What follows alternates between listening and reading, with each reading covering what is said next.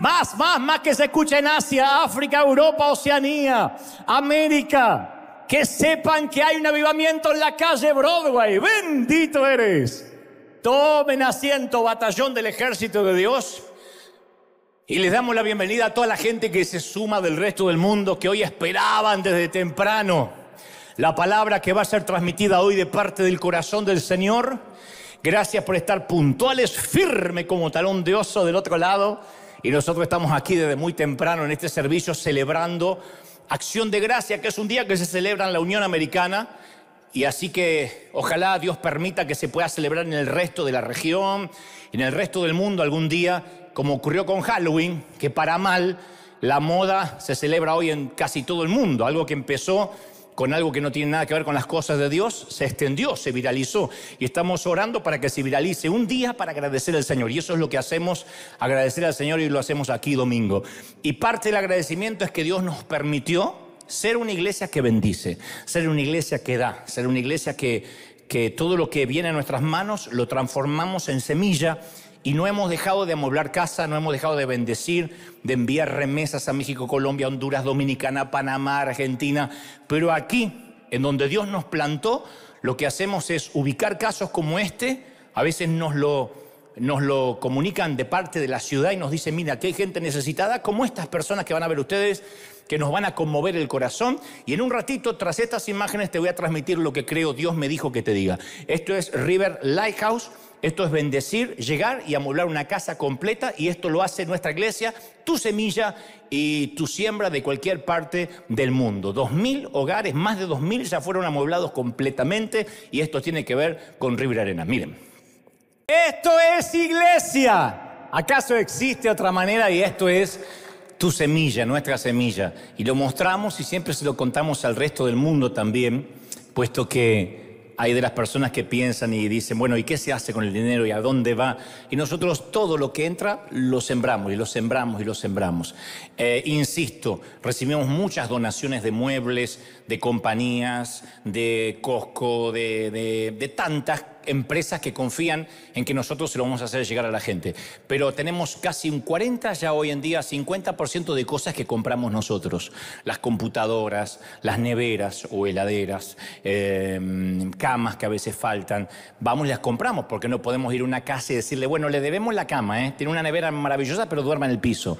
O descubrimos que su sueño era tener una computadora, vamos y se las compramos. Entonces siempre estamos invirtiendo, además del personal, de los gastos que esto significa, pero no son gastos, es una inversión, y Dios no es deudor de nadie y siempre da 30, 60 y al 100 por uno. ¿Sí o no? Muy bien. Hace unos días atrás, esta semana en particular, yo vi una conferencia, parte de una conferencia de una dama de mediana edad que hizo algunas confesiones que me llamaron mucho la atención y que de alguna forma dispararon este mensaje, o el Señor lo usó como catalizador para transmitir este mensaje de parte del Señor. Ella dijo en la conferencia que había comenzado a darse cuenta de un fenómeno extraño que comenzó a ocurrirle dentro de su propio hogar. Primero, notó que cuando entraba en una habitación, nadie más en su familia lo notaba. Ella entraba a un sitio y nadie se daba cuenta que ella estaba entrando. Le decía a sus hijos, por favor, ¿pueden bajar el volumen del televisor? Y nada pasaba. Nadie se levantaba. Ni siquiera se movían para tomar el control remoto, como que ella ni siquiera estaba ahí. Volvía a decir, y esta vez alzando un poquito la voz, ¿podría alguien, por favor, bajar el volumen del televisor? Y nadie se inmutaba. Finalmente, llena de frustración, cuenta la dama, ella misma iba, tomaba el control y frente a la mirada absorta y perdida en alguna galaxia de los hijos y el marido, bajaba el televisor. Luego comenzó a notar que este tipo de cosas le empezaban a ocurrir más a menudo, pero ya no tenía que ver solo con los niños, sino que estaba, por ejemplo, en la tienda buscando harina sin gluten, gluten free. Pasa un empleado de la tienda, le dice, sí, disculpe, ¿podría? Y antes que terminara la frase, el tipo sigue caminando. Sigue de largo. La ignoró. para ayudar a una muchacha más joven de 20 y tantos años que estaba en el mismo pasillo, que no encontraba la sal extra fina y se la encontró. Y la dama se quedó en su búsqueda de harina sola, sin gluten, ¿no? Otra noche, ella y su esposo estaban en una reunión, aparentemente una fiesta, llevaban allí varias horas, ella ve que se hace tarde, así que cree que es la hora de regresar a casa. Notó que su esposo conversaba con su amigo o con un amigo, así que se le acercó a su marido y le susurra al oído: no deberíamos irnos. Él no la miró, siguió hablando con su amigo como si ella fuera un holograma, ni siquiera notó que ella se había parado junto a él y le había hablado. Y ahí la mujer comenzó a atar cabos. O dijo: o estoy muerta, o lo que es peor, no creo que él me pueda ver. Es más, creo que nadie me puede ver. Ese es el tema. Ahí entendí que soy invisible, que soy un holograma. Y para ella, a partir de ese momento, todo comenzó a tener sentido. El caso omiso de sus hijos, el empleado de la tienda, su marido, su propia madre. Entendió las miradas en blanco, la falta de respuesta, la manera en que sus hijos la veían que ella estaba hablando por teléfono y entraban y le empezaban a hablar como que no estaba hablando por teléfono. Y ella pensaba: ¿acaso no pueden ver que estoy hablando por teléfono? Obviamente no, porque no la pueden ver ni oír. Nadie podía verla en el teléfono, cocinando, barriendo o incluso durmiendo, porque nadie la podía ver en absoluto. Soy invisible, llegó a la conclusión esta mujer. Nadie me puede ver. Es más, cuando sirvo la cena, todos actúan como si la cena apareciera de la nada, como si la trajera Dios directamente del cielo. Entonces nos podemos sentar con una comida completa delante de nosotros y uno de los niños dirá, alzando la voz: yo no quería arroz, hablándole al aire. Y en ese mismo aire al que el marido a veces se dirige cuando inspecciona la mesa completa y dice: no hay mayonesa, no hay ketchup. Y espera que la mayonesa o el ketchup aparezca de alguna parte, porque esta mujer dice: yo he llegado a comprender lo que significa. No te puedo ver, ni siquiera me estoy dirigiendo a ti, pero cuando digo que no hay mayonesa, estoy suponiendo que la mujer de la mayonesa se levantará y la traerá. Y tiene razón, la mayonesa aparece como por arte de magia, el arroz se cambia por puré y continuamos la cena. Y nadie da las gracias. Nadie dice: gracias, mamá, porque nadie ve que alguien haya hecho algo. Todo aparece, alguien lo hace. Soy invisible, dice la mujer. Y aclara: los miembros de mi familia no tienen idea de cómo sus calcetines y sus calzones regresan limpios a los cajones. Estoy pensando seriamente que mi hijo cree que los calzones se lavan solos y por su propia voluntad regresan al cajón. Tampoco tienen idea mis hijos quién los lleva al colegio, por qué el perro ya no orina en la alfombra, cómo es que se repone solo el papel higiénico y por qué siempre hay toallas limpias. En una habitación que está llena de gente, nadie me mira a los ojos. Soy nadie. Soy anónima y todo lo que hago nunca me lo agradecen. Aun cuando se celebra el Día de Acción de Gracias, nadie me dice gracias por todo lo que doy por sentado. Y lo que le sucede a esta mujer, que yo la escuchaba atentamente y que lo decía un poco en tono cómico, pero también con algo de tragedia, no es un tema cultural, no es un tema necesariamente de machismo, tiene que ver con una raíz espiritual. Hace poco escuché la frase: las niñas no son importantes. Y uno imagina que esa frase la dijo, esa clase de retórica antifeminista fue dicha en el patio de un colegio secundario. Pero este comentario no vino de un adolescente machista mofándose de sus compañeros de clase. Esta fue la convicción calmada de un soldado afgano que hablaba por televisión a la cadena de noticias CNN acerca de sus propias hermanas. Él dijo, mirando a cámara: las niñas no nos importan. Él quiso decir exactamente lo que dijo, no fue un eufemismo. Una de las diferencias culturales más chocantes es ver qué duro se trata a las mujeres bajo el régimen talibán. Pero sé que muchas personas, tanto hombres como mujeres, porque esto no discrimina género, en algún momento nos detenemos a considerar, como la mujer que te acabo de contar, cuál es nuestro lugar en el mundo y no precisamente porque vivamos en Afganistán. Porque todos nos hemos sentido alguna vez invisibles, como el caso de esta mamá, esta ama de casa. Puede que haya hombres que se sientan invisibles, que también no se den por sentado lo que él hace, lo que provee. Hijos que se sientan invisibles. Realmente yo cuento, soy invisible. ¿Los demás notan quién soy o me habré muerto? Veo gente muerta. ¿Se acuerdan de la película de hace muchos años? Tal vez estemos muertos y nadie nos lo dijo, pero somos invisibles. Y tenemos miedo a evaporarnos. Que nadie note que alguna vez pasamos por aquí. Le tenemos miedo a nuestra propia insignificancia. Y ese temor a veces cala tan profundo que uno dice, ¿alguien se dará cuenta que alguna vez pasé por aquí, que estuve, que dejé una huella? Y en la historia que Dios me llevaba a transmitirle, es una mujer llamada Agar, la sirvienta de Sara, la esposa de Abraham. Y en este caso no había discusión de que Agar era invisible.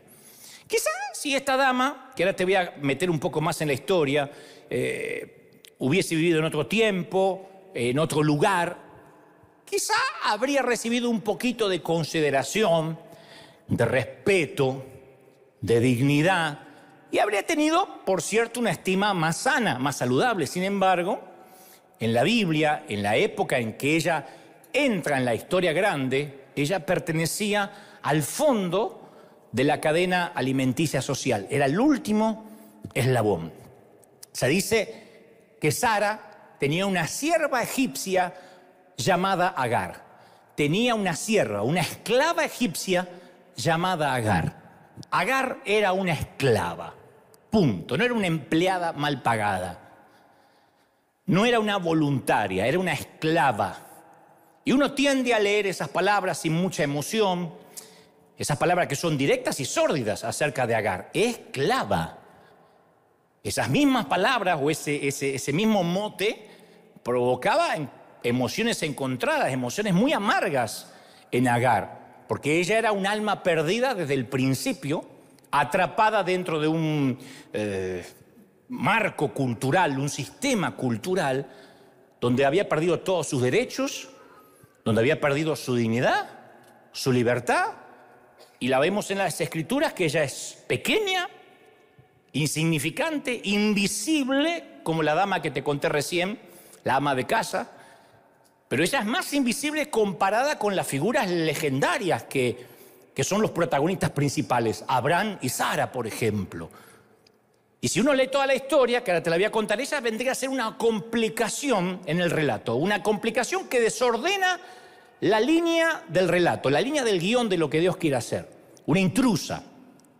Y yo no quiero que nos perdamos hoy, en este día tan especial de agradecimiento al Señor, esta historia fascinante, porque si no se nos va a escapar entre los dedos un mensaje muy sanador, de los cuales mucha gente está hambrienta en la actualidad, no solo aquí en el Arena, sino en otras partes del mundo.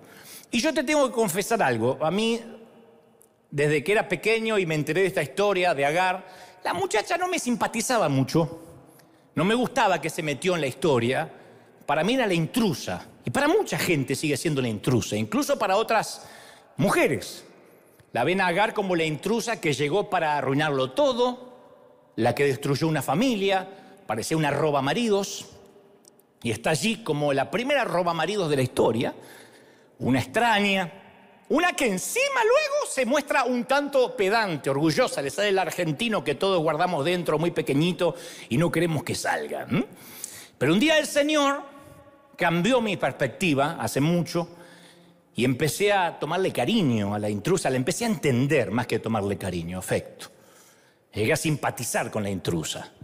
La historia completa, que después la pueden leer en vuestros hogares, está en Génesis capítulo 16. Ahí está toda la historia de la intrusa. Si Sara, la esposa de Abraham, era estéril y no podía, obviamente, concebir y dar a luz hijos, y era un cero a la izquierda en la cultura antigua por ser estéril, Agar estaba en la columna de menos cero. Ser estéril ya era una complicación, ya eras una cosa, menos que una cosa. Se cosificaba a las mujeres por no poder tener hijos. Ser esclava era peor todavía. Y aunque Agar compartía con Sara las desventajas, las vicisitudes que la mujer vivía en esta cultura patriarcal, Agar era más vulnerable todavía, porque no tenía derechos como su patrón así los tenía. Era egipcia, gentil, o sea, no era judía, obviamente, extranjera. Su género y su raza ya eran suficientes para complicarle la vida. Desde que nace, su género y su raza le complicaron la vida. Pero eso no era nada con su posición como esclava. Encima que era gentil, que era egipcia, ahora era esclava. Se cree que Agar entra anónimamente en la gran historia antes de la narrativa del Génesis, cuando Faraón enriqueció a Abraham por el privilegio de casarse con Sara. Entonces Faraón trató bien a Abraham por causa de Sara y le dio, dice, ovejas, vacas, esclavos, esclavas, asnos, camellos. Así que Agar bien pudo haber sido uno de los artículos del inventario de la propiedad de Abraham. ¿Qué te dieron, Abraham? Y el faraón me dio vacas, me dio ganado, me dio un par de esclavos. Entre los esclavos, ahí estaba Agar. ¡Qué horror! Despertar una mañana con las noticias que te encaminan al lugar de las subastas. Qué horripilante debe ser para una niña que te arranquen de las personas que más amas y te pongan junto con el ganado, colocado en las manos de un extraño y no sabes dónde vas a parar, cómo te va a ir, puesto al mismo nivel de los caballos, de las ovejas, del ganado con cuerno, de los cerdos. Entonces ahí estaban en la subasta ganado, mujeres, cerdos, niños, todos en el mismo escalón de la existencia social y sujetos a una inspección estricta donde se le miraban las orejas, cada orificio, se los desnudaban delante de todos, se les revisaba si tenían piojos, al mismo nivel que un animal. Y Agar era una esclava africana. ¿Cómo llegó a serlo? ¿Cómo llegó a ser esclava, digo? Nadie lo va a saber jamás, la Biblia no nos dice. Capaz que fue un botín de guerra. Alguien peleó en algún sitio de África y tomó los esclavos. Tal vez la vendieron sus padres para pagar sus deudas, que era algo que se estilaba, para poder comer vendían los hijos. Tal vez nació en la esclavitud como hija de esclavo y ella era la segunda, tercera generación de esclavos. No sé, la única pieza demográfica de Agar es su nacionalidad egipcia. Es lo único que sabemos. Además de eso no hay nada. Yo busqué y no hay nada. Solamente que era egipcia. Todo lo que la Biblia dice, completamente sola en el mundo, sin nadie que hablara por ella, sin representante legal, sin sindicato. Agar enfrentaba una sentencia de por vida de invisibilidad, de insignificancia. Era una propiedad humana y no tenía derechos ni sobre su propio cuerpo. Las esclavas no tenían derecho sobre su propio cuerpo. Esos derechos le pertenecían a otro, a su amo. Y un día le dijeron que su ama, su patrona Sará, o Sarai en ese momento, la usaría como una madre sustituta. Y no había inseminación artificial, convengamos, ¿no? Pero le iba a usar como una mamá sustituta. Y hasta donde sabemos, porque uno investiga, por lo menos yo estuve viendo ayer, Sara no mostró su ama ninguna consideración por la dignidad de Agar.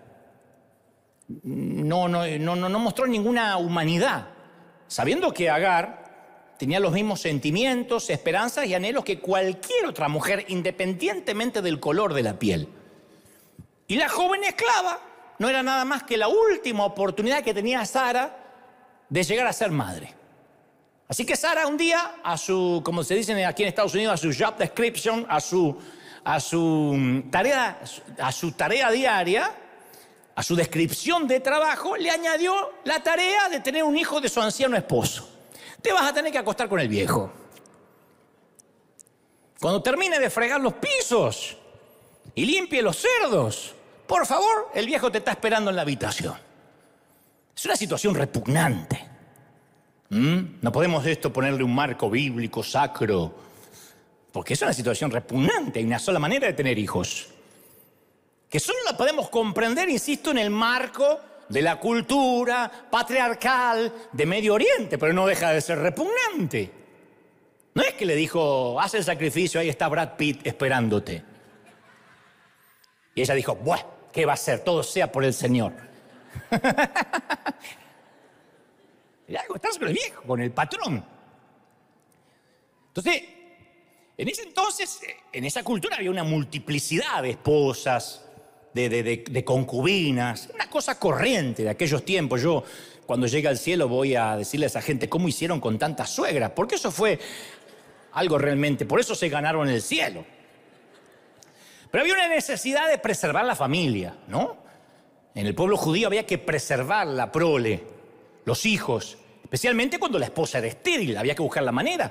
Y muchas mujeres jóvenes crecían, eran criadas sabiendo que inevitablemente en algún momento de la vida iban a ocupar ese papel secundario en alguna familia, iban a ser madres sustitutas. Génesis 16:2 dice, Sara tomó a Agar, la tomó, la esclava egipcia, y se la entregó a Abraham como mujer. Y Abraham tuvo relaciones con Agar y ella concibió un hijo.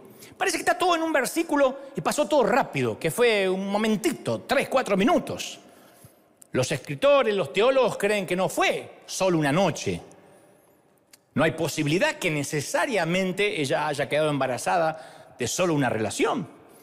Así que cuando dice tomó, se la entregó, posiblemente eso fue varios días, eso fue durante varias noches. Y visto de la perspectiva de Sara, este era un curso de acción culturalmente aceptable. ¿No puedo tener hijos? Bueno, entonces vas a acostarte con la esclava y cuando ella esté pariendo, va a parir al hijo sobre mis piernas. Y yo voy a hacer de cuenta que es mío.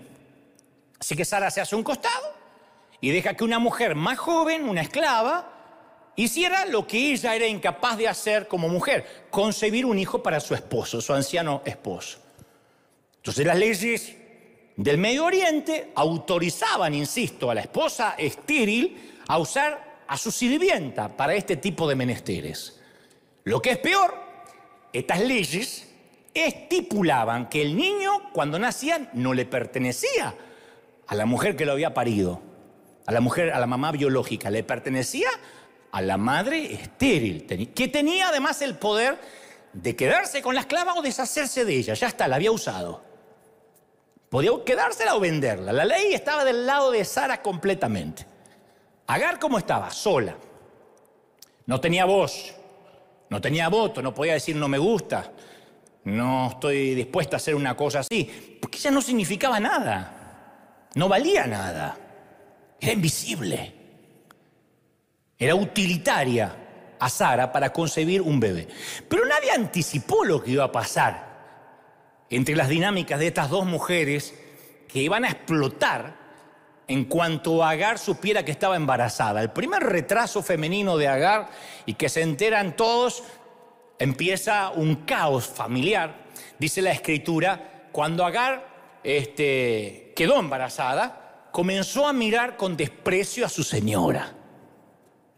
Empezó a mirar a Sara con desprecio, porque Sara la estaba usando. Está bien, insisto, era la ley, se podía, pero Sara la estaba utilizando para algo que a ella nunca le habían preguntado. Ella ahora tenía un hijo que, si bien estaba en su vientre, ni siquiera iba a poder decir es mi hijo. Agar tenía una multitud de razones para sentirse invisible, pero cuando descubrió que estaba embarazada, de alguna manera sintió una dulce reivindicación. Te dicen, ¿y por qué se burlaba de la señora? Y bueno, porque es la primera reivindicación que tiene en la vida. La usan como un trapo de piso, como material descartable. Ahora está embarazada y por lo menos siente que en algo le ganó a su patrona. Claro, su condición legal no cambió. No cambió para nada, pero su posición social se transformó. Ella triunfó donde falló Sara. Concibió un hijo. Entonces yo pienso que ese desprecio, ese menosprecio habrá sido una agresividad pasiva. No me imagino un esclavo maltratando o diciendo adjetivos en contra de su jefe, de su patrón, porque lo decapitaban. Yo creo que habrá sido una agresividad pasiva. Agar, ¿limpiaste los baños? Sí, dentro de todo. Yo pienso que o se tocaría la panza delante de ella. Ando con vómitos, perdóneme. Usted nunca va a saber lo que es eso. Cositas así. Las mujeres saben. Tienen un don.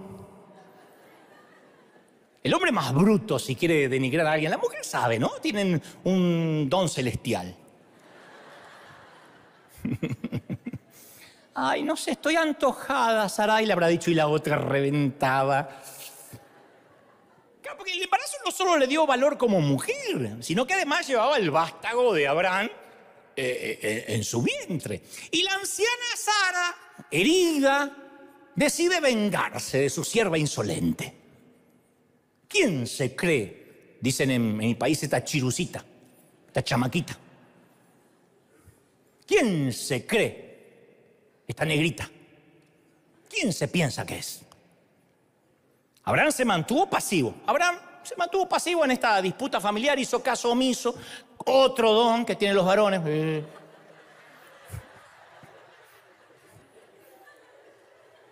Lo que causó una espiral fuera de control.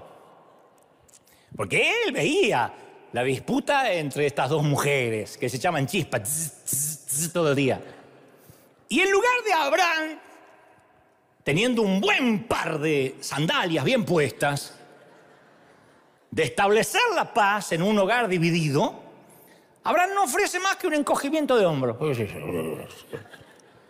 Mira lo que me hace esta. ¿Quién se cree que es?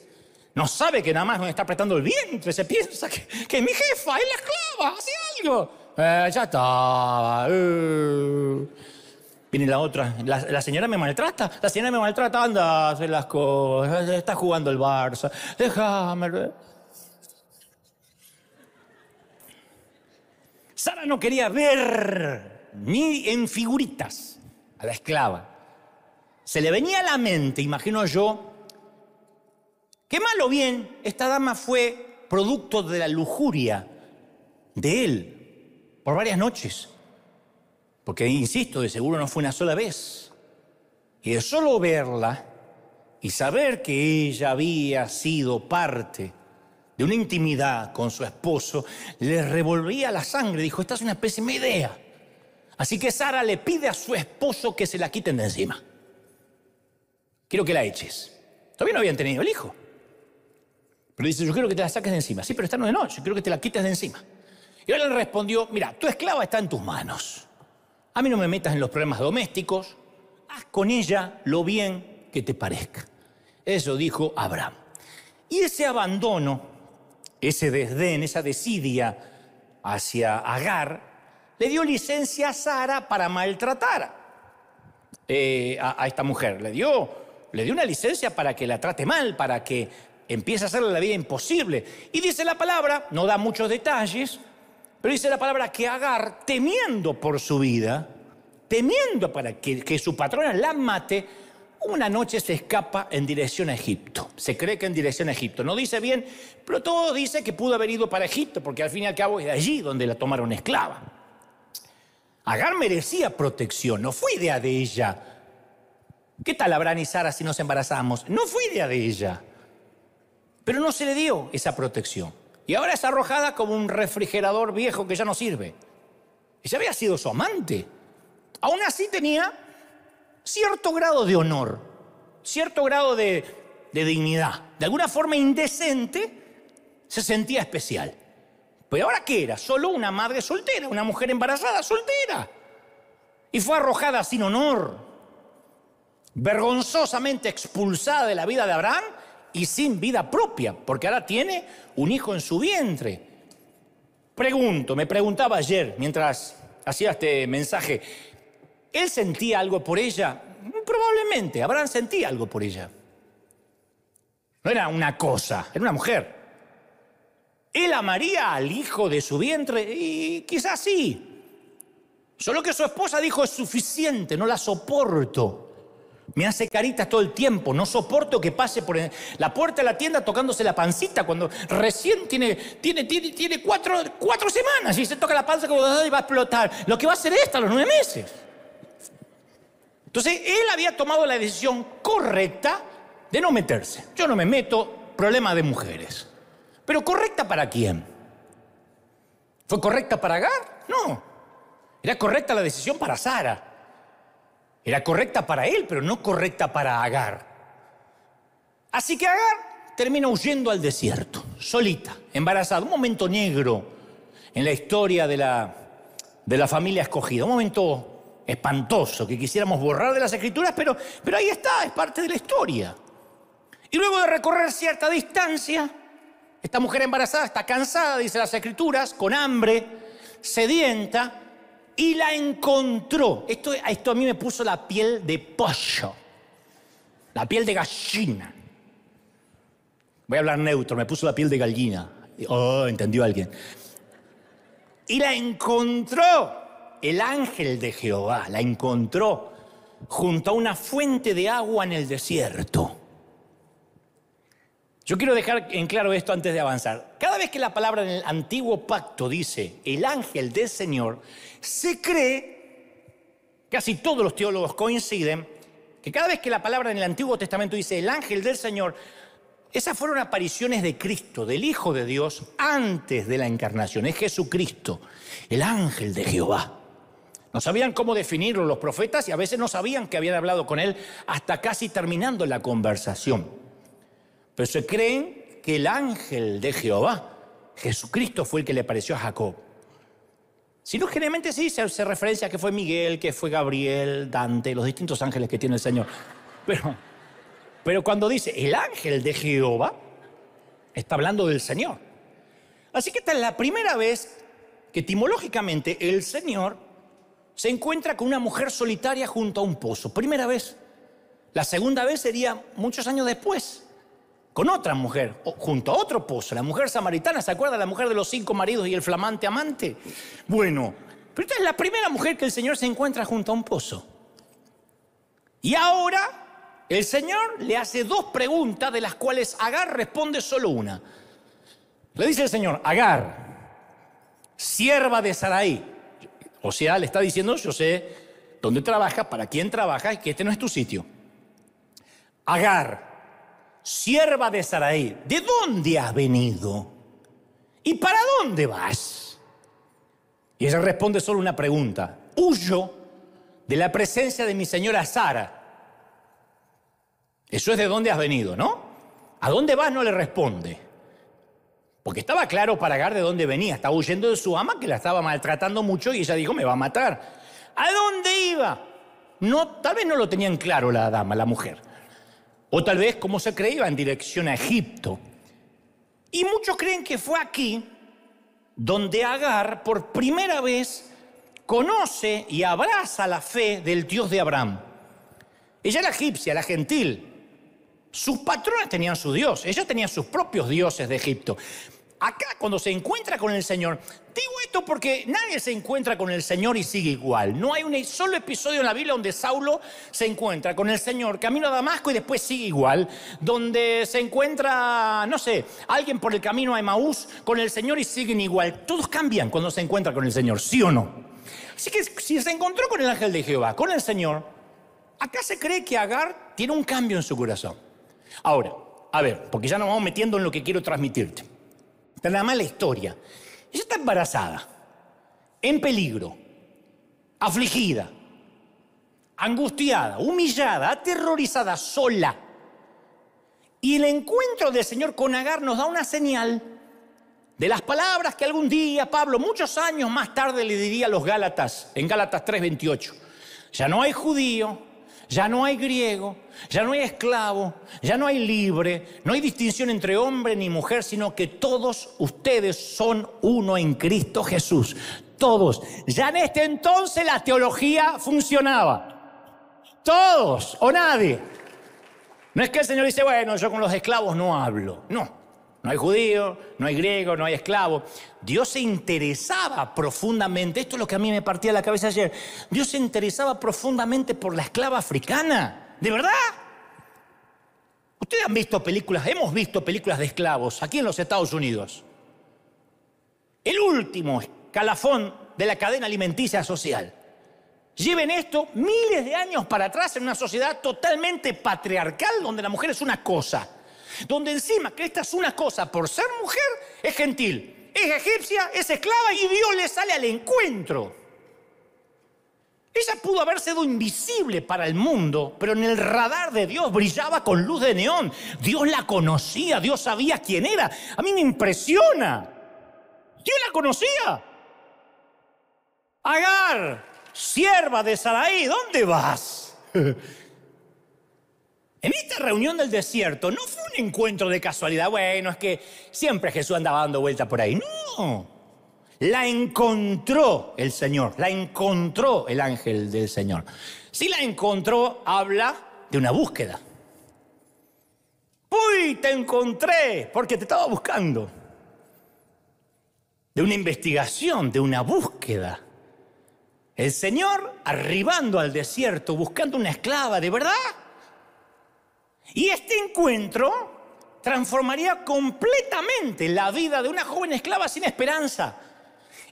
Agar, sierva de Sarai, ¿de dónde vienes y a dónde vas? Abraham y Sara nunca se dirigieron, lo estaba mirando ayer, en todas las versiones bíblicas que puedo acceder, nunca se dirigieron a ella por su nombre. A los esclavos no se les llamaba por su nombre. Se les llamaba siervo, sierva, esclavo, esclava. El Señor las llama por su nombre propio y sabía a qué se dedicaba, a quién era. Entonces ahora es el momento perfecto. Si ustedes no saben la historia, la mayoría la sabe, pero algunos tienen menos Biblia que una mezquita, y me están mirando así diciendo, ¿y ahora? Ahora pasa Noé con el arca y la rescata. No entendió nada del tipo. Ahora es el momento perfecto cuando imaginamos que el Señor, ya que está ahí, la emancipa a Agar de la esclavitud, la libera, ¿no? Y hace así, y transforma sus harapos en un vestido hermoso, y le da una vida independiente y un gift card para que vaya a Target. Bueno, al menos eso pasa con las cenicientas de Disney, ¿no? Que en los cuentos la bella rompe el hechizo de la bestia dándole un beso. Jasmine se muda a la alfombra con Aladdin. A la sirenita le crecen pies de humana. Así que uno, a esta altura de la vida, uno espera algo como Agar. A partir de hoy dejarás de ser invisible. Ve y sé libre. Es lo mínimo que uno espera de estos encuentros con el Señor. Pero en lugar de eso, el Señor hace lo opuesto. La envía de regreso. Le dice, vuélvete a Sara y sométete. Ponte sumisa bajo su mano. Orden de Dios. Ve y vuelve a Sara, sométete, mija. Ponte sumisa bajo su mano, niña. Si entendemos lo que trajo a Agar al desierto, justamente, estas instrucciones de Dios es una locura. Es un suicidio. Y este es el punto. A veces las órdenes de Dios van en contra de la fibra más íntima de nuestros corazones, y muchas veces las órdenes de Dios van en contra de nuestro sentido común. Yo me crié escuchando a gente diciendo, Dios me dijo que deje el trabajo y alguien me va a mantener. Cualquiera quiere una palabra profética así. Dios me mandó a predicar a Hawái. Pero hay cosas que, cuando se trata de dejar mucho dinero, una red llena de peces por seguirle, cuando se trata de dejar la comodidad o cuando se trata de permanecer donde uno quiere escapar, de pronto lo que Dios dice u ordena empieza a no tener sentido, por lo menos sentido común. Y para Agar significó regresar a una situación miserable, una situación peligrosa, una acción, insisto, suicida, una situación abusiva. Regresa, le dice el ángel, le dice el Señor. No le muestra un mapa para llegar a su familia en Egipto, bien pudo haberle dicho eso. Te guío y llegas y pasas la vida con tu hijo junto a tus padres si los tienes. No se hizo eco de sus quejas. Mira, Agar, hagamos un sindicato, ¿viste?, contra la patronal. No le da un plan de venganza contra Sara. El Señor le ordena que regrese. Regresa al maltrato. Regresa al dolor. No te muevas.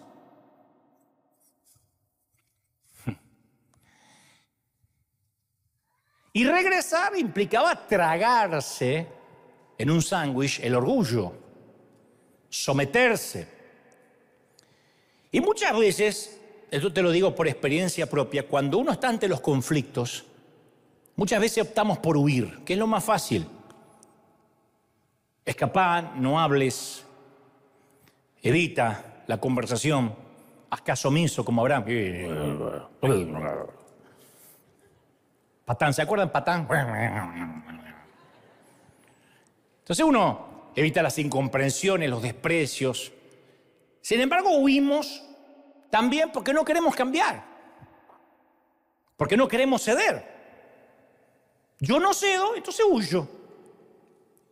Y creo que fue por eso que el Señor no solo le dijo que regresara, sino que le pide que dé un paso más. Sométete a su autoridad. No le dice regresa y hacerle la vida imposible, ponerle jeta.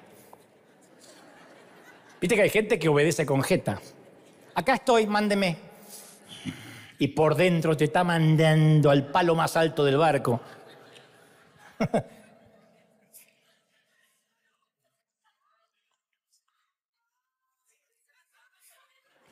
Quitan esa palabra de la mente ya. Difícil. Una situación difícil. Porque esta palabra sométete le estaba recordando que no regresaba en calidad de familia. Regresaba en calidad de esclava. De alguien que tenía que humillarse y encima pedir perdón por haberse escapado. La obediencia, aunque cueste y duela, trae bendición. Cuesta y duele, pero trae bendición. ¿Lo crees de verdad? Pero cuesta. ¿Por qué regresar? Bueno, en primer lugar, en el desierto había muchas posibilidades de morir. No iba a sobrevivir. O podía perder su embarazo. ¿Cómo iba a cuidar ella misma y del bebé? Esta no sería la primera vez que la echen. Hay otra ocasión que hoy no nos compete. Pero esta es la primera vez que ella embarazada no la echan, sino que esta vez escapa, ¿no? Pero teme por su vida. Regresar le garantizaba protección. Y por otro lado, hay algo que debemos entender. El carácter no se forja huyendo de los problemas. No se forja. El carácter se forja en el roce día a día. A mí me ha costado mucho como líder tener que a veces confrontar situaciones con empleados, con líderes. Muy feo. Yo trato de evitar la confrontación y digo, Señor, resuélvemelo tú. Yo por muchos años fui, resuélvemelo tú, Señor. No te pido mucho, un infarto y ya. Este líder que me hace la vida imposible, le agarra un patatús y queda ahí, ay, Señor, y yo le hago un lindo funeral. Resuélvemelo. No se hagan las Heidis sorprendidas porque la mayoría ha pensado en algún momento eso. Pero para crecer necesitamos aprender a lidiar con los conflictos, enfrentar las situaciones difíciles. Esas son las cosas difíciles que el Señor usa para moldearnos. Si no, ¿cómo nos moldea? A los legalistas, a los religiosos les gusta decir el Señor al que ama disciplina y te muestra la disciplina como un castigo. Se te rompe una rueda, se te explota una llanta del auto, se te arruina la cafetera, la suegra no tiene dónde vivir y se instala en el sillón. Eso es un castigo de Jehová. No, nosotros no estamos bajo la ira de Dios, estamos en Cristo bajo la gracia. Entonces, cuando habla de disciplina, no habla de castigo. Cuando habla de disciplina, es el Señor permitiendo situaciones que no nos gustan, pero que nos van a ir moldeando conforme al carácter, a la estatura de la plenitud de Cristo. O sea, dicho de otra manera, nos van santificando, van probando nuestra paciencia. Como dijo aquella hermana, pastor, ore por mí que necesito paciencia. Y el pastor dijo, Señor, envíale crisis y envíale enfermedades y haz que su esposo sea más bruto que nunca y que le eructe en la cara. No quería paciencia. ¿Cómo va a tener paciencia si no la ejercita? Entonces, a veces regresar implica regresar a la rutina, a los montones de ropa sucia, a las cosas que te toca hacer y nadie te agradece, a las cosas que haces y nadie te honra ni te reconoce. Regresar a lo que Dios nos llama, grande o pequeño, sin fuerzas o con fuerzas, con angustia o con un poquito de alegría, es una marca de nuestra obediencia. En ocasiones hay que obedecer. Y créeme, Él nos da la gracia para obedecer, para permanecer. Así que Agar obedece, aunque le costó, obedece. Y yo sé que alguien necesita oír esto. Hay gente que tiene que obedecer, aunque con dolor, aunque va en contra de nuestras fibras más íntimas de lo que quisiéramos hacer. Yo no sé si en este momento el Señor te está llamando a hacer algo y te cuesta muchísimo. Recuerda a Cristo en Filipenses 2:8, donde dice que Él obedeció hasta la muerte. Su obediencia es un ejemplo, es una obediencia perfecta. Pero lo diferente de Agar es que ahora ella regresa con un propósito. Ustedes dicen, ¿y por qué tiene que volver a lo mismo? Y Dios no tenía un poco de consideración, pero no nos perdamos este detalle. Ella tuvo un encuentro con Dios, entonces ahora regresa con un propósito. Ahora tiene una misión que requiere su regreso. Pero una misión, cuando uno tiene que permanecer en un sitio con un propósito, todo cambia. Es un propósito. Si yo te doy un boarding pass, un pase de abordar, y te digo que tienes que esperar 4, 5, 6, 7 horas en el aeropuerto, el tener el pase a bordo es un propósito. Pero si yo te pongo en un aeropuerto y te digo, quédate ahí hasta que algún día salga un avión, ¿en cuál subo? ¿Qué sé yo? No aguanta ni 10 minutos, porque no hay propósito.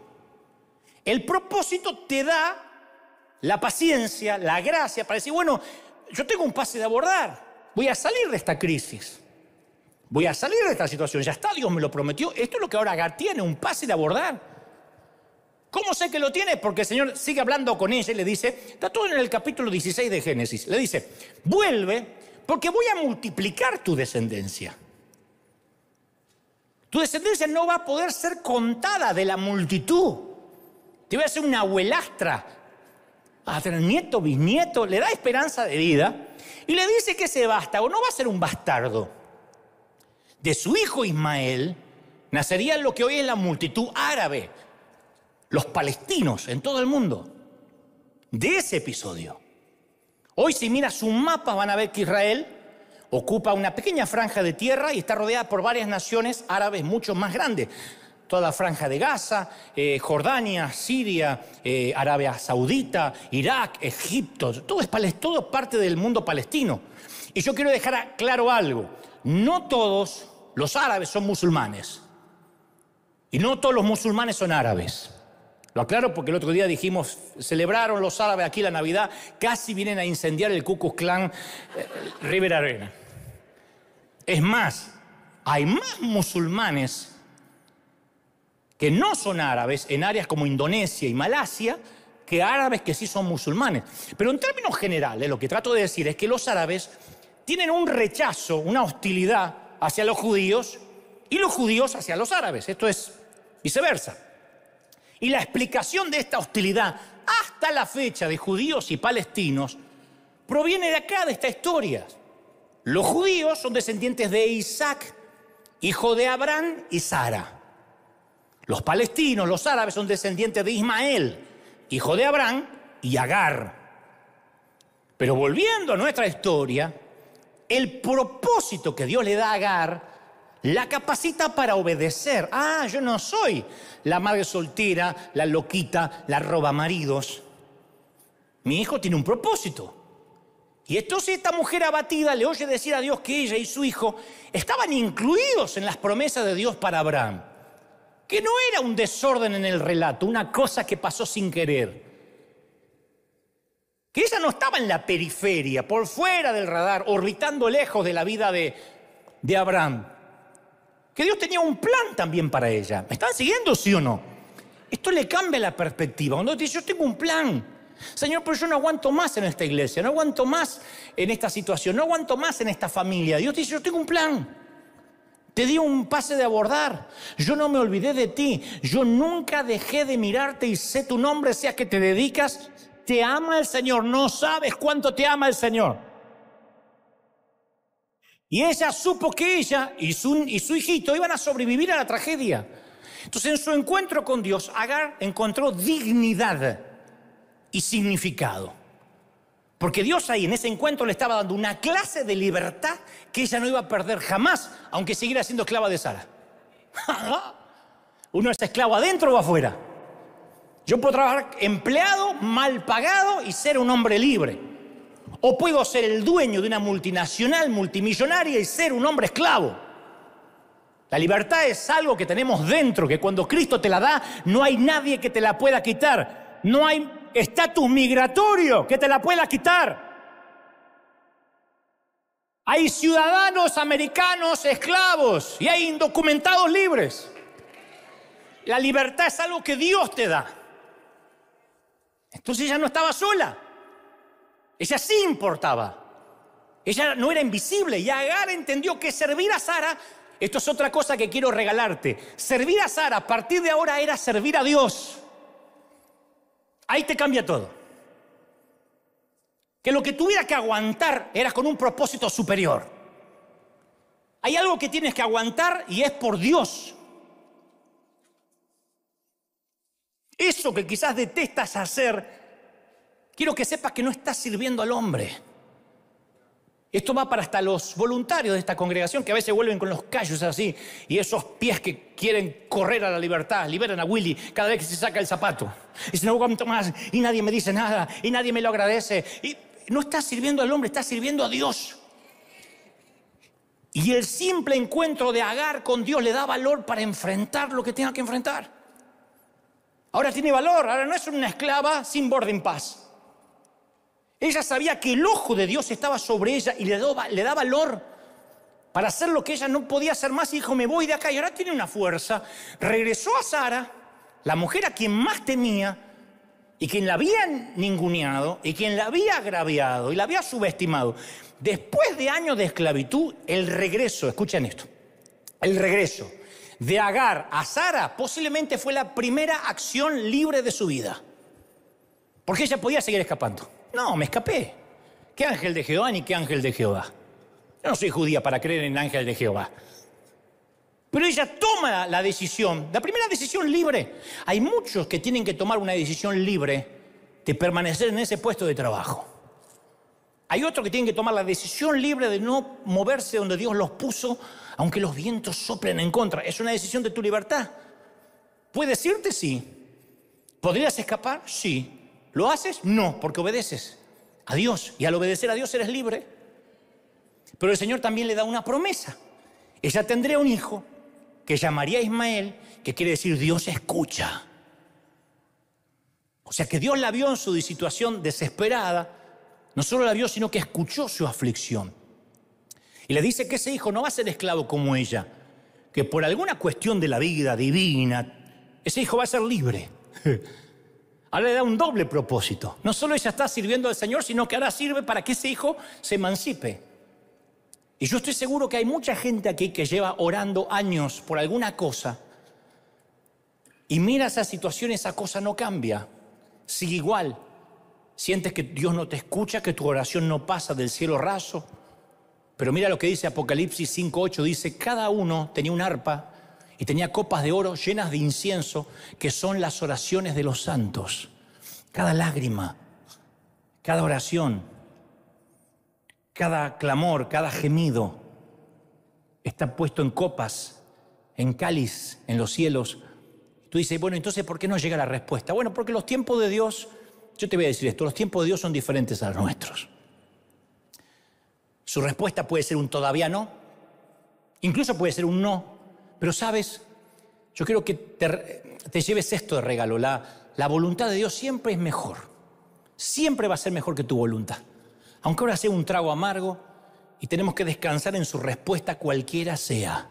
Es duro, no es lo que hubieses elegido si pudieras elegir, pero esto es lo más importante de nuestra historia. Ella le da un nombre a Dios.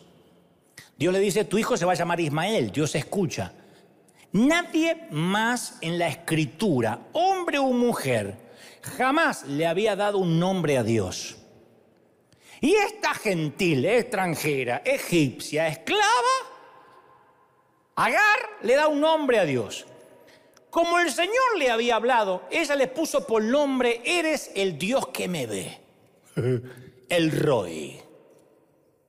Tú eres el Roy, el Dios que me ve. El Dios que me ve. Nadie la había visto nunca. Jamás nadie le había mirado a los ojos. Y ella dijo, tú eres el Dios que me ve. El nuevo nombre que le da a Dios expresa lo que ahora ella siente, la convicción que ella no es invisible. Me importa 3 cuernos ser esclava o libre. A mí Dios me está viendo. No me importa que no me lo agradezcan. A mí Dios me está viendo. El Dios que me ve. ¡Aleluya! Y antes del encuentro de Agar con el Señor, siempre se hablaba de Dios en términos majestuosos, términos arrolladores. Los judíos le decían Elohim, Dios creador. Yahvé, Señor del pacto. Shaddai, todopoderoso. Pero nunca nadie lo llamó en los términos íntimos que lo llamó Agar a Dios. Agar reveló el lado íntimo de Dios, el Dios que nunca quita sus ojos de sus queridos. Esa es una verdad que Abraham y Sara también necesitaban oír, ¿eh?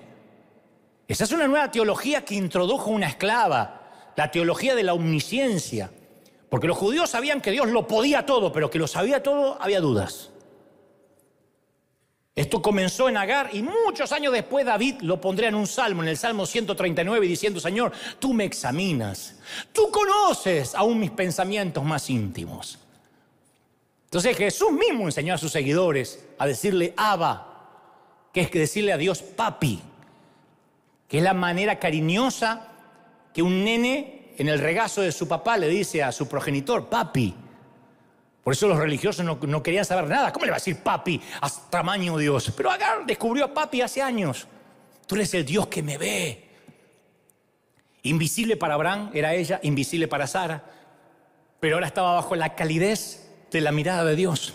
Alguien necesita oír esto. El Dios que te ve. Y esto no es menor, ¿eh? En su encuentro con el Señor en el desierto, Dios le da a Agar 2 regalos. El primero, el descubrimiento que ella no está sola, que Dios la está observando todo el tiempo, que cuando friega, que cuando lava, que cuando tiene que limpiar los baños de otros, Dios la está mirando. Segundo regalo, es que al enviarla de vuelta a Abraham y Sara, Dios la estaba bendiciendo otra vez. Tú dirán, ¿cómo bendiciéndola? Si la maltrataban. No, pero este es un mensaje que alguien tiene que escuchar. Dios te está pidiendo que regreses. Y yo quiero decirte esto va para el resto del mundo. Dios te está pidiendo que regreses.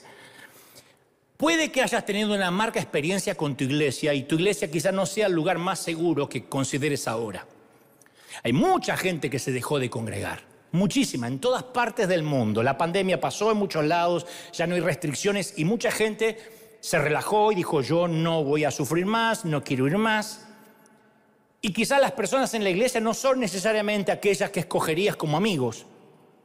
Y estoy consciente que muchas de las heridas más dolorosas es producida en relaciones con otros cristianos, yo sé.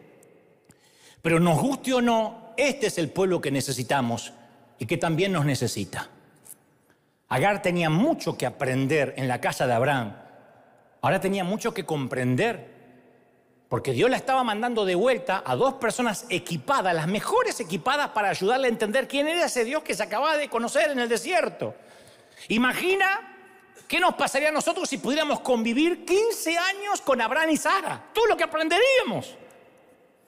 Ella tenía que aprender acerca de las promesas de Dios, este Dios que acababa de conocer en el desierto. Tenía que aprender las enseñanzas de Abraham transmitidas a su hijo Ismael. Agar tuvo un asiento en primera fila para el espectacular nacimiento de Isaac, el cumplimiento de la promesa. Pero también era una calle de doble mano, ambos se bendecían, porque ella expandió el conocimiento de Abraham y Sara al decirle, ¿saben? Yo tengo una visión íntima que ustedes no tienen de Dios. Dios me ve, soy la esclava, sí, pero Dios me ve, Dios me ve. Y ambos fueron bendecidos. Alguien tiene que decir amén, ¿lo crees? Entonces, a ver, aún dentro de un matrimonio, de una amistad íntima, siempre suele haber una dimensión de aislamiento en la cual a veces no podemos escapar. Para todos nosotros hay esos momentos inevitables que estamos rodeados de familiares, de amigos, de gente que amamos, pero a veces nos sentimos invisibles. Y cuando nos toca pasar por algunas situaciones solos, una cirugía, una depresión, una tristeza, sentimientos que no podemos contar, una muerte, esas noches de insomnio o un divorcio, una separación, esas noches de insomnio de encierro, esas lágrimas que vertimos en silencio, hacen que nos sintamos solos, invisibles. ¿Quién de nosotros no daríamos lo que sea por encontrar ese manantial de agua que encontró Agar y que nos encuentre el ángel del Señor? Pero la historia de Agar le da una bofetada a cualquiera que trate de persuadirte que no cuentas, que eres invisible, que eres anónimo. ¿Quién puede debatir? ¿Quién puede debatir esto cuando Dios le da a una muchacha esclava, privada de sus derechos, que está colgando del último peldaño de la escalera humana, esta clase de atención personal cara a cara? No estoy hablando de Saulo, que se transformaría en Pablo. No hablo de Pedro. Una esclava. Dios se toma el trabajo de ir a encontrársela en el desierto. ¿A quién le importa? Embarazada fuera de un matrimonio oficial. Y a pesar de que el hijo que llevaba no era el hijo de la promesa y su historia parecía una interrupción en la línea del relato, Dios estaba bendiciéndola de alguna forma. No perdió de vista su vida. Trata a Agar como si ella fuera la persona más importante del mundo. La siguió hasta el desierto. Dios te sigue hasta el desierto. Así te ama el Señor. Te sigue hasta el desierto de la depresión, de las drogas, del alcohol, del sexo ilícito. Dios te sigue hasta ahí. Dios le regala a Agar una aparición privada, a una forastera, ¿de verdad? A una esclava, a una desconocida, a una mujer. Muchos hombres en las Escrituras con historias estelares no tuvieron un encuentro como este. Ni siquiera Abraham o Sara habían hablado de Dios en términos tan íntimos. Nunca había vivido antes de Agar una experiencia de primer plano como esta, nunca. Y dada la grandeza de Abraham y la pequeñez de la joven esclava, esta historia grita muy fuerte: las niñas sí cuentan. Las niñas sí cuentan, soldado afgano. Las niñas sí cuentan. Dios ve, Dios ve, Dios ve. Dios ve. Dios ve, Dios te ve. En medio de millones de seres humanos, Dios me ve. El Dios que me ve con mi pecado, con mis errores, con todo aquello que no le cuento a nadie, que nadie más puede ver. Agar no era muy inocente, que digamos. Porque, insisto, cuando supo que estaba embarazada, despreció a su ama y tenía su historial de culpa. Aún así, Dios no dijo: porque hiciste esto con Sara, te dejo morir. Dios la vio. Te ve a ti, me ve a mí. A veces Dios nos dice: basta, corta. A veces Dios dice: tienes que cortar un trabajo, un ministerio, una relación tóxica.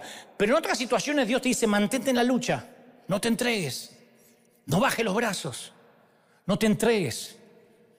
Y Él te pide que perseveres con tu hijo, que perseveres en un matrimonio difícil, que perseveres en una situación laboral complicada, en un conflicto en el ministerio. No te entregues, no andes de iglesia en iglesia, no te entregues. Dios sabe cuando lloraste baldazos de lágrimas y sabe qué triste has estado. Él celebra la victoria con nosotros cuando perdonamos a una persona difícil. Nos ven esos días malos cuando todo es angustia, cuando todo es negro, cuando no nos queremos levantar de la cama. Y es posible que Dios no arregle así como en los cuentos de Disney aquello que tenemos que enfrentar, pero nunca tenemos que dudar que Él nos ve. Él nos ve, Él nos ve, Él nos ve. Dios paga, Dios bendice. Él te ve, Él te ve. La conferencista con la que hoy comencé el mensaje cuenta que hace poco alguien le trajo un regalo. Y era un libro, una enciclopedia de las grandes catedrales de Europa. Y en la dedicatoria decía: para alguien que está construyendo con grandeza cuando nadie más lo ve. Y al abrir el libro, ella se percató que nadie en esos manuales, llenos de fotografías de las grandes catedrales de Europa, menciona a las personas que la construyeron.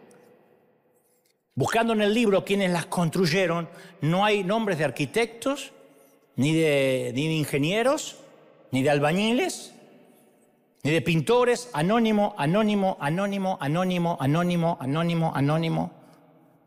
Terminaron sus obras sin saber que notarían su trabajo. Ellos tenían asignada una misión invisible. Hay una historia acerca de uno de los constructores que estaba tallando una pequeña ave en el interior de una viga que iba a ser cubierta por un techo, y alguien se le acercó y le preguntó: ¿por qué empleas tanto tiempo en algo que nadie va a ver? Y está registrado, que el constructor respondió: porque Dios sí lo ve. Ellos confiaron que Dios lo iba a ver todo. Entregaron su vida a un trabajo magnífico. Dios sí lo ve. Magnífico, que jamás iba a ser terminado. Trabajaron día tras día, noche tras noche. Algunas de esas catedrales llevaron más de 150 años en construirse. Eso es más tiempo que toda la vida de trabajo de un hombre. Y ellos hicieron sacrificios personales sin crédito a cambio. Realizaron un trabajo que nunca verían finalizado, por una obra cuyos nombres jamás iban a figurar. Como las mamis, como los papis, que trabajamos toda una vida y, tal como Moisés, preparamos a nuestros hijos para una tierra que quizás nosotros nunca vamos a pisar. Le damos a nuestros hijos la posibilidad de una carrera universitaria, de un título, quizás que tengan lo que nosotros no tuvimos, y nosotros capaz que nos vamos a morir antes que ellos puedan ejercer. Y a veces nuestra invisibilidad es un punto de inflexión. No nos va a matar, no es una enfermedad que se va a llevar nuestra vida, Al contrario, es la cura para la enfermedad de nuestro ego. Es el antídoto de nuestro orgullo. Está bien que a veces no nos den por sentado, está bien. Está bien. Está bien que a veces no sepan quién hizo la comida. Hasta en mi caso, que suelo estar muy expuesto, está bien que mucha gente da por sentado el mensaje. Bueno, Dante siempre algo saca de la galera y algo predica, y que den por sentado la energía y la salud y el trabajo duro que nadie ve. Está bien. Está bien que no vean. Y sabes, tú no quieres que tu hijo le diga a sus amigos del colegio: ay, no saben lo que hace mi mamá. Ay, se levanta a 5 de la mañana. A veces a las 4 nos hace el desayuno, ordena el tiradero de la casa, repone las toallas, lava la ropa, repone el papel higiénico, estira el dinero que le trae papá como chicle. Es MacGyver mi mamá, ¿se acuerdan MacGyver? ¿Alguien se acuerda? Más allá que hagas o no hagas esas cosas, tú no quieres que tu hijo diga eso. En definitiva, tú quieres que él siempre quiera volver a casa. Tú quieres que cuando las cosas se pongan feas ahí afuera, los tuyos siempre sientan que tienen un hogar que los espera. Aun cuando nadie note quién hace que ese hogar funcione. Aun cuando nadie note quién hace que la rueda esté girando. Tú no importa, tú haces que todo gire. Que sigan pensando que la mayonesa aparece sola, que el televisor se baja solo, que las toallas se reponen solas y que los calzones caminan solos al cajón. Está bien, tú no trabajas para ellos. Pastor querido, está bien que tus ovejas tampoco vean lo que haces. Está bien. Está bien que ellos siempre esperen que seas un tipo feliz, sin problemas personales. Y que te estén mirando, que tengas una familia perfecta y que cada bendito domingo los esperes sonriendo y con un mensaje nuevo. Está bien. Está bien que tengan esas expectativas, y en cuanto descubren que eres humano y descubren una pequeña falla en ti, de la noche a la mañana dice que sintieron de irse a otra congregación, a pesar de todo lo que hiciste por ellos. Está bien hasta que alguna de tus ovejas desaparezcan sin siquiera avisarte, sin darte las gracias por tantos años invertidos. Tú tampoco trabajas para ellos. Mamá, tú no trabajas para tus hijos, ni para tu esposo. Esposo, tú no trabajas para tu esposa, ni para tus hijos. Pastor, tú no trabajas para las ovejas, trabajamos para Él. Oramos para que nuestras obras se mantengan como monumentos para Dios. Dios te dice: yo te veo. Ningún sacrificio es tan pequeño para que yo no lo vea.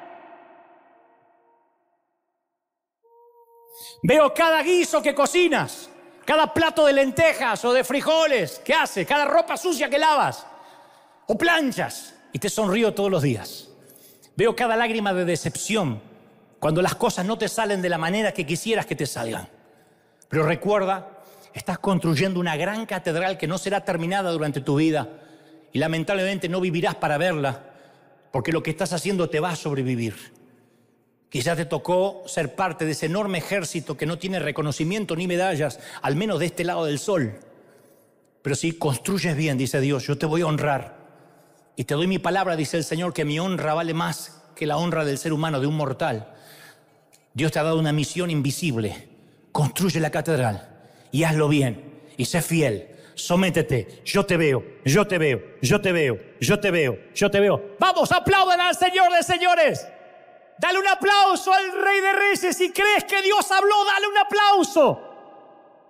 Si dices esta palabra es para mí, vamos. Dale un aplauso al Señor de señores. El Rey está en casa. El Rey está aquí hoy. ¡Oh! Más. Dios nos ve. Dios nos ve. Dios nos ve. Vamos, celebra si Dios te ve. Dios te ve. Dios te ve, Argentina. Dios te ve, México. Dios te ve, Colombia, Dominicana, Costa Rica. Dios te ve, Nicaragua. Dios te ve, Cuba. Dios te ve, Venezuela. Dios te ve. Dios te ve. ¡Aleluya! Di conmigo, Señor Jesús. Fuerte, Señor Jesús. Te recibo como mi Salvador. Fuerte, anota mi nombre en el libro de la vida. Gracias, Señor, por perdonar mis pecados. Amén. Levanta tus manos, quiero orar por ti. Los últimos minutos antes de irnos. Padre, he predicado y he dicho lo que creo me has dicho que diga. Bendice y honra, Señor Jesús, a los que están aquí. A cada uno. Señor, recompénsales como tú sabes recompensar. A los que están detrás, a las familias, a las esposas, a los esposos, a los hijos, a los papis y a las mamis que oran y doblan la rodilla cada noche. Recompensa a los voluntarios, los que están trabajando, los que están dando, lo que no se ve. Señor, tu gloria trae ahora bendición sobre ellos. Rodéales, todos orando, todos. Dile, Señor, tú me ves. Yo pensé que no me veía, pero Dios te ve, Dios te ve, Dios te ve. Yo he visto cada lágrima, cada pequeña cosa, cada construcción, cada ladrillo. Dios te ve, mami, Dios te ve. Y en este día de acción de gracia has pensado, nadie se acordó de agradecer todo lo que yo hago, pero Dios dice, yo veo y yo traigo sobre ti tanta bendición que va a sobreponerte, que va a restaurarte, que va a restituirte la gracia que habrías querido perder o aquella fuerza que ya no tenías. Dios te va a bendecir. Dios ve, Dios levanta. Vamos, levanta las manos y dile, Señor, yo estoy recibiendo ahora. Dios está viendo ahora sobre jóvenes, oro por los pastores, los queridos conciervos que han trabajado. Algunos han perdido sus templos, algunos han perdido los edificios durante la pandemia y han dicho, Señor, tanto trabajo ha sido en vano. Hay misioneros que han tenido que regresar, hay gente que ha perdido su sustento diario, hay hombres misioneros, evangelistas. El Señor me ha mostrado hombres de Dios muy piadosos que han perdido el sustento, que han perdido los recursos, han perdido hasta la gente que oraba por ellos y han dicho, tanto no ha valido la pena. Otros han visto sus congregaciones vacías, a cientos de gente que ya no regresará sin razón. Gente que dice, lo veo en casa. Gente que dice, voy a otro lado, yo soy libre. Y el Señor me dice que te diga, Dios ve, querido pastor. Dios ve, pastora. Dios ve, obispo. Dios ve, evangelista. Dios ve, maestro. Dios ve, apóstol. Dios ve. Y yo voy a recompensar. Y mi recompensa siempre más grande, porque yo, dice el Señor, no soy deudor de nadie. Recibe ahora. Estoy orando por todos los que están del otro lado. ¿Cómo te ama el Señor?